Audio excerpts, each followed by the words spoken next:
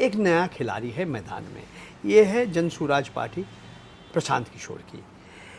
ये कितने वोट मिलेगा, इनका कितना उम्मीदवार आएगा, किनका नुकसान पहुंचेगा, महागठबंधन का या आपका एनडीए गठबंधन का। मैं टुकड़े टुकड़े गैंग का मेंबर हूँ, मैं अर्बन नक्सल बन गया, मैं देशद्रोही बन गया। भगवान का अवतार है। आपने मोहन भागवत का बात सुना, राष्ट्रीय स्वयंसेवक संघ का जो सरसंघचालक है, जून महीना में एक बार कहा, जब इंसान अपने आप को भगवान समझते हैं, इतना अहंकार किसी का होता है तो उनका गिरावट वहीं से। Privacy personal data protection act ये तो पत्रकारिता ख़त्म कर देगा, जो नियम बनाया सरकार ने। बिहार में चुनाव को लेकर क्या देख रहे हैं आप? किस तरह का मुद्दा हावी होता नजर आ रहा है, या फिर मुद्दे पर लोगों का ध्यान है भी या नहीं? सिर्फ जातिवाद पे ही चुनाव लड़े जा रहे हैं। एक स्वाधीन पत्रकार का काम क्या है? जो भी सत्य में है उनके सवाल कीजिए, सख्त सवाल कीजिए, एक सवाल के बाद दूसरे सवाल कीजिए। नमस्कार, आप देख रहे हैं जन मीडिया न्यूज़। मैं हूं प्रीति प्रभा। हमारे इस बेहद खास प्रोग्राम में आप सभी का बहुत बहुत स्वागत है। इस प्रोग्राम में हमारे साथ हैं खास मेहमान जो किसी परिचय के मोहताज नहीं है, परंजय गुहा ठकुरता। खोजी पत्रकारिता की दुनिया में एक ऐसा नाम, चाहे यूपी की सत्ता हो या इंडिया की सत्ता हो, सवाल पूछना इन्होंने नहीं छोड़ा है। दर्जनों फिल्में बनाई है, दर्जनों किताबें लिखी हैं, बड़े बड़े संस्थानों में काम किया है, अभी फ्रीलांस जर्नलिस्ट हैं। 48 साल के इस करियर में पेगासस के भी शिकार हुए हैं। इस वक्त बिहार दौरे पर हैं, चुनाव का माहौल है और हमारे साथ हैं। जाहिर सी बात है कि हम चुनाव से जुड़े सवाल तो पूछेंगे ही, लेकिन इसके अलावा चुनाव के पैटर्न पर भी हम बात करेंगे और कुछ पर्सनल सवालात भी होंगे। नमस्कार सर। प्रीति जी धन्यवाद। आप जन मीडिया न्यूज़ का दर्शक को मैं नमस्कार करना। आप इन दिनों बिहार के दौरे पर हैं और बिहार में चुनाव का माहौल है। आपने एसआईआर को लेकर सवाल तो पूछा, लेकिन क्या लगता है कि आपको इस चुनाव में एसआईआर को लेकर कोई असर दिख रहा है? देखिए, मैं तो बिहार और बिहार का राजनीति, बिहार का जो भी चुनाव व्यवस्था के ऊपर मैं विशेषज्ञ नहीं हूँ। मैं दिल्ली से आया हूँ। मैं इससे पहले 3-4 दिन बिताया, इस बार 4-5 दिन बिताया। तो अंग्रेज़ी में एक कहावत है, पैराशूट जर्नलिज्म। अब यहाँ पे पैराशूट किया और फिर वापस चला गया। तो सचमुच ये चुनावी माहौल में क्या होने वाले हैं, नहीं होने वाले हैं, और ये जो एसआईआर, जो विशेष, जो गहन पुनरीक्षण, जो मतदाता सूची में अदल बदल आया है, पहले 65 लाख लोगों का नाम हटा दिया गया, अब भी 47 लाख लोगों का नाम नहीं है। ये सचमुच कितना बड़ा चुनावी मुद्दा बनेगा कि नहीं? जो महागठबंधन के जो नेता, जो राजनेता, कांग्रेस पार्टी का राहुल गांधी, तेजस्वी यादव, कम्युनिस्ट पार्टी का माले, सब लोग यात्रा निकाला, वोट चोर गद्दी छोर। तो ये कितना बड़ा चुनावी मुद्दा बनेगा या नहीं बनेगा, ये सवाल का जवाब हमारे पास है नहीं। हमें 14 नवंबर तक इंतज़ार करना पड़ेगा। बिहार में चुनाव को लेकर क्या देख रहे हैं आप? किस तरह का मुद्दा हावी होता नजर आ रहा है, या फिर मुद्दे पर लोगों का ध्यान है भी या नहीं? सिर्फ जातिवाद पे ही चुनाव लड़े जा रहे हैं? नहीं, मुद्दा है, और ये नया मुद्दा नहीं। पिछले कई दशक से जो बड़े बड़े मुद्दा है, वो मुद्दा आज भी है। रोजगार, बेरोजगारी, पलायन, महिला का सशक्तिकरण, भ्रष्टाचार, ये सारे मुद्दा पहले भी थे, आज भी है। ऐसा नहीं है कि जाति, धर्म, ये इस जाति और धर्म के आधार से लोग वोट नहीं देते, मैं ये नहीं कहता हूँ। मगर मैं समझता हूँ कि हर साल, हर चुनाव में हमारे आम मतदाता, आम जनता जागरूक हो जाता है, समझदार हो जाता है। तो इसीलिए समय बताएंगे कितना जागरूक हुआ, और सचमुच ये सारे जाति के आधार में, धर्म के आधार में, और कोई विचारधारा के आधार में कैसे लोग वोट देंगे। क्योंकि देखिए, बिहार के राजनीतिक जो छवि हम देखते हैं बहुत जटिल है। 5 साल पहले 2020 में दोनों गठबंधन के बीच, जैसे एनडीए, नेशनल डेमोक्रेटिक अलायंस, और दूसरी साइड में महागठबंधन, एक साइड में जदयू, भारतीय जनता पार्टी, लोक जनशक्ति पार्टी, छोटे दल भी है, दूसरी साइड में राष्ट्रीय जनता दल, कांग्रेस, कम्युनिस्ट पार्टी जिसमें माले सबसे बड़ा हिस्सा है, Communist Party of India, Marxist Leninist Liberation, इन दोनों गठबंधन के बीच सिर्फ 0.5% वोट का फ़र्क था, वोट शेयर का फ़र्क था। 12,000 वोट अगर इधर चला जाता है उधर चला जाता है, पूरा छवि बदल जाता है। इस बार में और अनिश्चितता है क्योंकि एक नया खिलाड़ी है मैदान में, ये है जन स्वराज पार्टी प्रशांत किशोर की। ये कितने वोट मिलेगा, इनका कितना उम्मीदवार आएगा, किनका नुकसान पहुंचेगा, महागठबंधन का या आपका एनडीए गठबंधन का, ये सारे सवाल का जवाब बहुत मुश्किल है, बहुत मुश्किल है। क्यों मैं समझता हूँ जो मतदाता है किसी को नहीं बताते हैं, मियाँ बीबी को भी नहीं बताते, बीबी मियाँ को भी नहीं बताते हैं मैं बटन किसको दबाएंगे। मगर दो जो नया विषय एक तरह से आ गया जो और ज़्यादा अनिश्चितता हो गया, एक तो एसआईआर के बारे में जी। जो विशेष जो गहन पुनरीक्षण जो मतदाता सूची में, और साथ साथ ये नया खिलाड़ी जन स्वराज पार्टी। तो इसीलिए चुनावी माहौल गर्मा गर्म तो है, मगर इसके ऊपर भविष्यवाणी करना बहुत मुश्किल काम है क्योंकि पूरा छवि जो है बहुत जटिल हो गया। आप इन दिनों बिहार में हैं और चुनाव का माहौल है, तो जाहिर सी बात है हम चुनाव से जुड़े सवाल तो पूछेंगे, लेकिन एक पत्रकार होने के नाते मेरे मन में भी ये सवाल है कि आप बड़े बड़े मीडिया संस्थानों में काम कर चुके हैं, फिर आपने फ्रीलांस क्यों चुना, फ्रीलांसर जर्नलिस्ट क्यों हमें क्यों कोई बने? नौकरी देने के लिए तैयार नहीं, कहानी ख़त्म। मैंने 30 साल नौकरी किया, इसमें बड़े बड़े संस्था थे, बिजनेस इंडिया, बिजनेस वर्ल्ड, आनंद बाजार group, telegraph, India today, Pioneer. मैं 6 साल लगातार एक जाने माने, उस समय के जाने माने टेलीविज़न चैनल CNBC टेलीविज़न 18, मैं I was a full time idiot on the idiot box. मतलब हर हफ्ता कम से कम 5 आधा घंटा का प्रोग्राम हम बनाते थे, सैकड़ों लोग, हज़ारों प्रोग्राम मैंने किया। तो मेरा तबीयत भी ख़राब हो गया था बीच में, मेरा 45 साल उम्र था, मेरा हार्ट अटैक हुआ था, दिल का दौरा। I was only 45 years old. I became teacher, एक शिक्षा संस्था का स्थापन मैंने कोशिश किया करने के लिए, वहाँ मैं 6 साल रहा। उसके बाद मैं सोचा कि हाँ, हम स्वाधीन आदमी हैं, स्वाधीन रहेंगे, स्वतंत्रता के साथ रहेंगे। इसका कुछ फ़ायदा भी है, नुकसान भी है, एक प्रोजेक्ट से दूसरा प्रोजेक्ट। बीच में मैं 15 महीना इकोनॉमिक एंड पॉलिटिकल वीकली का संपादक भी बना। तो हमको, मैं तो दिल्ली वाली हूँ, मैं राष्ट्रीय राजधानी क्षेत्र में रहता हूँ, मैं 15 महीना दिल्ली, बॉम्बे, मुंबई में रहना पड़ा। तो बहुत कुछ हो गया मेरा जीवन में। आज मैं सोचता कि हाँ, अगर मैं बहुत सारे संस्थाओं के लिए स्वाधीन होने के बावजूद भी काम किया, जो हमें लिखने के लिए कहते हैं, जो हमें कुछ कहने के लिए कहते हैं। मैं IIM, Indian Institute of Management में 19 साल पर आया जी। Indian Institute of Management Calcutta में 5 साल पर आया, इंडियन IIM शिलोंग में 5 साल पर आया। तो लगातार 19 साल मैंने IIM अहमदाबाद में पढ़ाने के, JNU में भी पढ़ाया है। JNU में, दिल्ली विश्वविद्यालय में भी पढ़ा, इधर उधर बहुत कुछ किया, बहुत घाट में बहुत पानी पी लिया मैंने।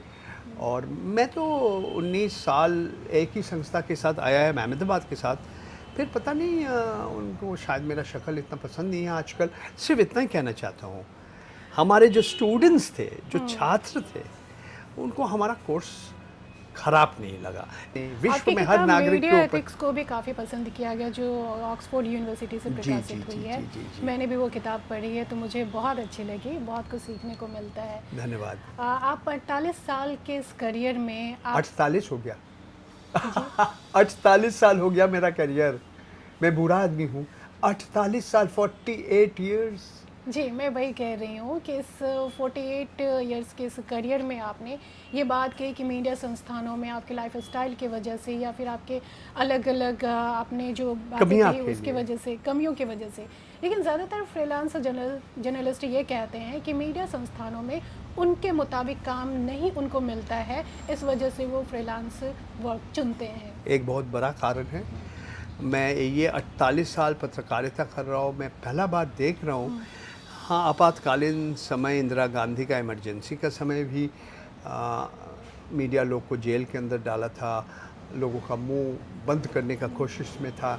और जो हर नागरिक का जो एक मौलिक अधिकार है, जो अभिव्यक्ति का जो स्वतंत्रता, 19(1)(a) धारा जो संविधान में लिखा हुआ है, ये लगभग 21 महीना 19 महीना 21 महीना के लिए एकदम ख़त्म हो गया था भारतवर्ष में। मगर आज जो हम सारे 11 साल देख रहे हैं, एक तरह से एक अघोषित इमरजेंसी, एक अघोषित आपातकालीन स्थिति है। और लोगों का मुंह बंद करने का अलग अलग तरीका है। बड़ा मीडिया संस्था जो विज्ञापन के ऊपर निर्भर करते हैं, वो भी विज्ञापन वापस लेते हैं। एक हाँ 2G स्कैम पर भी हमने एक वित्त चित्र बनाया, मैं एक पिटिशनर भी था। देखिए, और भी रास्ता है। कानून का दुरुपयोग, मानहानि का कानून का दुरुपयोग, आपका क्या कहते हैं, देशद्रोह का कानून का दुरुपयोग। आज तो सारे कानून बदल दिया इन्होंने। Digital privacy, personal data protection act, ये तो पत्रकारिता ख़त्म कर देगा। जो नियम बनाया सरकार ने, और IT रूल्स, जो सूचना प्रयुक्ति की जो रूल्स बनाया, ये तो मीडिया का स्वतंत्रता खराब कर देगा। तो मैं पहला बार देख रहा हूँ मीडिया का इतना बड़ा हिस्सा जो मुख्य धारा में है, इसको सरकार के सिर्फ गुणगान करते हैं। एक स्वाधीन पत्रकार का काम क्या है? जो भी सत्य में है उनके सवाल कीजिए, सख्त सवाल कीजिए, एक सवाल के बाद दूसरे सवाल कीजिए। मोदी जी, नरेंद्र मोदी जी, भारतवर्ष का एकमात्र प्रधानमंत्री जो आज तक एक प्रेस कॉन्फ्रेंस नहीं किया, जो भी पत्रकार उसको जो भी सवाल कर सकते हैं, एकमात्र। वो चुन के कुछ लोगों को इंटरव्यू दिया, साक्षात्कार इन लोगों को दिया। हमारे जाने माने अभिनेता अक्षय कुमार जी को भी इंटरव्यू मिला, हमारे विश्व का सबसे बड़ा लोकतंत्र का प्रधानमंत्री को। उन्होंने भी बहुत महत्वपूर्ण सवाल किया। उनको ड्राइवर ने उनसे पूछा था, मोदी जी आप आम कैसे खाते हैं? काट के खाते हैं, चूस के खाते हैं? तो देखिए, जो एकदम शीर्ष में सबसे ताकत वाला व्यक्ति है, सबसे पावरफुल पर्सन है भारतवर्ष में, अगर वो मीडिया और मीडिया का जो स्वाधीनता, फ्रीडम ऑफ प्रेस, जो अभिव्यक्ति का स्वतंत्रता में, वो कहेंगे कुछ मगर करने के लिए और कुछ है। बड़ी मुश्किल से वॉशिंगटन जाके 1-2 सवाल उन्होंने लिया, मगर भारतवर्ष के नागरिक को एक ओपन प्रेस कॉन्फ्रेंस करने के लिए वो तैयार नहीं है। आप कहते हैं कि पेड न्यूज़ डेमोक्रेसी के लिए खतरा है, ऐसा क्यों कहते हैं? मैंने भारतीय प्रेस परिषद के लिए एक लंबा चौड़ा रिपोर्ट भी तैयार किया था, वो भी थोड़ा बहुत विवादित हो गया था। देखिए, अगर आप विज्ञापन है, खबर है, इन दोनों में फ़र्क है। जो आप खबर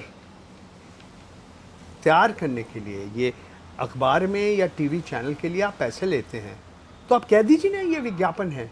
आप नहीं कहते ये विज्ञापन, लोगों को आपने गुमराह करते हैं, वो लोग समझते हैं ये सचमुच खबर है मगर ये विज्ञापन है।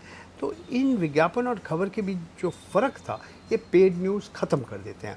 और जब चुनाव का पहले इस तरह से पैसे देके लोग पत्रकार को लेख छपते हैं, लिखाते हैं, टीवी वालों के टीवी प्रोग्राम बनाते हैं, मैं समझता हूँ ये हमारे देश का लोकतंत्र को कमज़ोर कर देते हैं।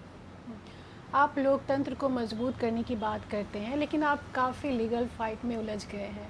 आपको नहीं लगता है कि पत्रकारों को इससे डर भी लगता होगा? देखिए, इनका जो हमारे खिलाफ जो मानहानि का केस किया, उनका यही है लक्ष्य, यही उनका उद्देश्य हुआ कि बाकी लोग को एक मैसेज, एक संदेश भेजे। ये अंग्रेज़ी में कहावत है, चिलिंग इफेक्ट। मैं अकेला भारतवर्ष का नागरिक हूँ, मेरे खिलाफ गौतम अडानी जी का वकील 7 मानहानि का केस इस वक्त जारी है। 5 गुजरात में है, 1 राजस्थान में है, 1 दिल्ली में है, अभी कुछ दिन पहले। मैं समझता हूँ कोई एक भी केस वो जीतेंगे नहीं, मगर हैरान करने का एक रास्ता है, समय नष्ट करना, पैसा खर्च करना। ये मैं अकेला नहीं, मेरा परिवार, मेरे बीवी, मेरे बच्चे, इनके एक तरह से एक मानव वैज्ञानिक दबाव भी इनको ऊपर आता है। तो आपको डर नहीं लगता है इन सारी चीज़ों से? हमें एक ही बार जीना है जी।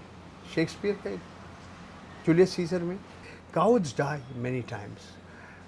जो डरपोक है ना, वो बहुत बार मरते हैं।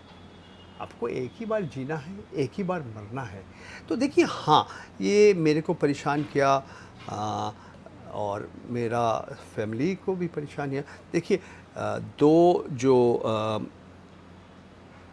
महामारी का जो लहर आया था जनवरी 2021 में, मेरे खिलाफ बिना ज़मानत की एक गिरफ़्तार करने का एक वारंट एक मजिस्ट्रेट साहब मुंद्रा गुजरात में इशू किया था। क्या हमारे खिलाफ आरोप क्या था कि मैं वहाँ पे क्या कहते हैं, वो अदालत में हाजिर नहीं था। सुप्रीम कोर्ट ने साफ कह दिया कि अगर कोई आरोपी नहीं पहुँचते हैं अदालत में, आप ज़मानत के साथ उनके खिलाफ वारंट इशू कर सकते हैं, बिना ज़मानत के, नॉन बेलेबल वारंट नहीं। फिर गुजरात हाई कोर्ट ने ये स्टे कर दिया। फिर ये कब बात है, जनवरी 2021 हमने अदालत में पहुंचा, फरवरी, फिर मार्च 2021, आज हम अक्टूबर 2025। ये जो 4.5 साल से भी ज़्यादा समय बीत गया, आगे क्यों नहीं बढ़ा केस? मैं, मेरे साथ प्रबीर पुरकास्ता जिसका उम्र है 77, डी रघुनंदन उनका उम्र है लगभग 73, और भी आबिर दास गुप्ता में एक बार नहीं 6 बार एक ग्राम के न्यायालय में हैं अटरू करके। दिल्ली से लगभग 650 किलोमीटर दूर है, दिल्ली से कोटा आना पड़ता है, कोटा से 100 किलोमीटर दूर है, राजस्थान के बराह जिला में है। वहाँ पे क्यों है? क्योंकि अडानी का एक बिजली उत्पादन का एक कारखाना है, वहाँ से 10 किलोमीटर दूर। तो हम 3 जज, एक बार नहीं 6 बार जाना पड़ा। इस तरह से मैं समझता हूँ मानहानि का जो कानून है, इसका दुरुपयोग हो रहा है। भारतवर्ष में ये क्रिमिनल ऑफेंस भी है और ये सिविल ऑफेंस भी है। मैं समझता हूँ मानहानि शुड बी डीक्रिमिनलाइज्ड। ये मेरा व्यक्तिगत राय है। एक सुप्रीम कोर्ट का जज भी ऐसा कहा, एक बार न्यायाधीश ने ऐसे कहा था। समय बताएंगे। तो अडानी जी, लोग कहते हैं आप ऑब्सेस्ड हो गए कि आप सिर्फ अडानी जी के खिलाफ। मैंने बोला नहीं, ये बिल्कुल ठीक नहीं है। ठीक है, मैं मान लिया कि जब हिंडनबर्ग रिसर्च का रिपोर्ट आया था, 30,000 शब्द का रिपोर्ट, उसमें मैं अकेला भारतवर्ष का पत्रकार हूँ, मेरा नाम आया था। ये जनवरी 2003 की बात हो रही। हमें वकील का चिट्ठी मिला, दोनों अंबानी बंधु का वकील का चिट्ठी मिला। हमें सुब्रतो रॉय सहारा भी एक समय, वो अभी है नहीं हमारे पास, उनका भी एक वकील का चिट्ठी। हमें टाइम्स ऑफ इंडिया के जैन परिवार के जो मालिकाना में बेनेट कोलमैन कंपनी लिमिटेड है, वो भी एक बार हमें वकील का चिट्ठी दिखाया। इंडिया बुल्स का क्या नाम है उनका, समीर गहलोत, वो भी हमें वकील का चिट्ठी दिखाया। तो ये इनका अधिकार है अदालत जाना। मगर मैं समझता हूँ जिस तरह से मानहानि का जो कानून है, मैं समझता हूँ इसका दुरुपयोग होता है। एक तरह से हथियार बना दिया किसी ने, कुछ लोगों ने। मैं फिर से चुनाव पर आती हूँ, ये मेरा आखिरी सवाल है, समय भी हो चुका है, आप बार बार घड़ी देख रहे हैं। आपने यूपीए का इमरजेंसी काल को भी देखा, इतने सारे चुनाव भी देखे, ये इंदिरा गांधी का इमरजेंसी काल 75 से 77, 21 महीना, जून 1975 टू मार्च 1977। हाँ बताइए। इस पूरे दौर को आप देख रहे हैं, इतने सारे चुनाव। मैं बूढ़ा हो गया, मतलब कोई बात नहीं, मेरा उम्र 70 साल है। जी, तुम तो मेरा बेटी की तरह हो। शुक्रिया। चुनाव के पैटर्न में कितना बदलाव देख रहे हैं आप? बहुत बदलाव आया, और बहुत अभी तक बहुत जो बदलाव आना चाहिए था नहीं आना। और मैं समझता हूँ काला धन का जो चुनाव व्यवस्था में जो ब्लैक मनी और काला धन का इस्तेमाल होता है, ये कम नहीं हुआ। यही अत्यंत दुख के साथ मैं कहना चाहता हूँ। इलेक्ट्रल बॉन्ड इशू किया, मगर वो क्या है, 16,000 करोड़, सबका नाम आ गया, कौन किसको कितना पैसा दिया, कब दिया। और ठीक है, आप उसको चेक करके बताइए इसका क्या फ़ायदा मिला, किसको कौन ठेका मिला, किसको एक केस हटा दिया, किसको जेल से हटा दिया, ये तो ठीक है। मगर हमारा चुनाव में, एक एक लोकसभा चुनाव में इससे बहुत ज़्यादा पैसा खर्चा होता है। तो मैं समझता हूँ हमारे देश में भ्रष्टाचार का गंगोत्री वही है, वहीं से सब शुरू होता है। और इतने मैंने तो ठीक है बहुत चुनाव मैंने देखा, मगर ये कम नहीं हुआ।